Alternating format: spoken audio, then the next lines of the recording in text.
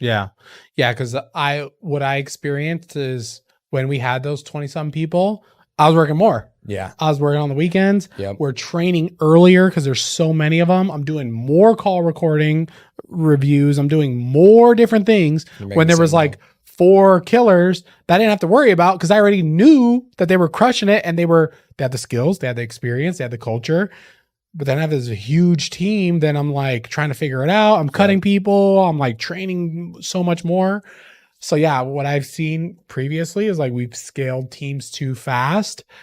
And like if we have a smaller, leaner team, I work less because I know they're just better people, more talented people. An A player can sometimes do 10 times what other people could do. 100%. Literally, when we had Mariella running the WealthCon, she's freaking 21 years old running the whole crap.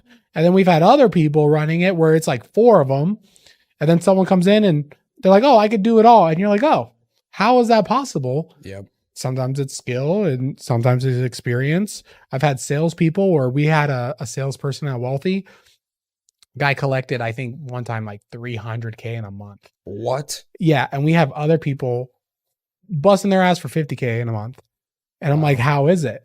Same leads, same phone system. Why is this person doing so much more? Yeah. So that's why my like intolerance for mediocre is just gone. Yep. Because I can't stand mediocre people when it comes to the workplace. I just don't have patience for it. And my challenge is sometimes I want it more than other people. Yeah. Where they're like, I want to make more money. I'm like, yeah. But I'm not motivated. Well, here, look, this is my story. Look at this. You could have this. You could have that. I'll come in on Saturday and train you. I'll do this. I'll do this. I'll do this. I'll do this. And then they're taking a 2-hour lunch. And I'm like, yeah, I'm wasting my time. Like now I'm wasting my time. You're not serious. Yep. And they ended up fizzling out. And then I have other people who come in that they're training on themselves. They're like, dude, I bought Jeremy Miner's thing. Dude, I watched this video. Hey, I watched this podcast about you talking about this and I used it. Yep. Like, and I don't have to do it. They're doing it. And now I want to invest in them because they already showed me. They took the first step. And now where I used to try to take the first 5 steps and then try to drag someone to success, where now I just don't have the patience for it. Yep. That's why I think that one of our core values and one of the things we hire off of is growth minded. If you're not growth minded, if you don't want to grow, then you're not for us. Yeah. And so like, if that's what to me, what it means of like, you're going to go outside of here.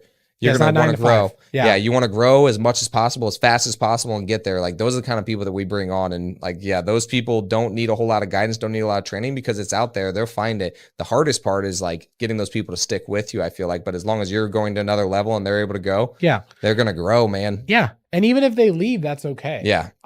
We've had great A players leave. Yep. And it sucks. But then you're like, it's okay. Like that's life. Yep. Like I consider myself an A player. I worked at the Palms and I quit. Yep. I worked at the MGM and then I quit. I was a realtor and then I quit. Like you can't hold people into a cage. No. It's like you enjoy them while they're there. You reap the benefits. And at some point your top salespeople at some point are going to leave. Yeah. 100%. Maybe, hopefully they don't ever leave, but at some point, they're going to be like, oh, I can make more money doing this on my own. That's the reality of the situation. Or they're like, I don't want to do this anymore. I want to go do something else. Yep. My goal is to obviously create the succession plan to keep them. But yeah, at the end of the day, I can't control anybody. So if they decide that it's best for them to leave, cool. But I would like to create a path and a way for them to not have to leave and still get everything. Because Andrew, again, he's 21. Dude, he'll probably be a millionaire this year. He's worth like $750,000 now. He's got 18 rental units. I mean, like, so we set him up. We want to make sure that we're providing the same value that they are to us because it's a relationship, man. I mean, at the end of the day, it's like, is there being value provided at both sense? Yes.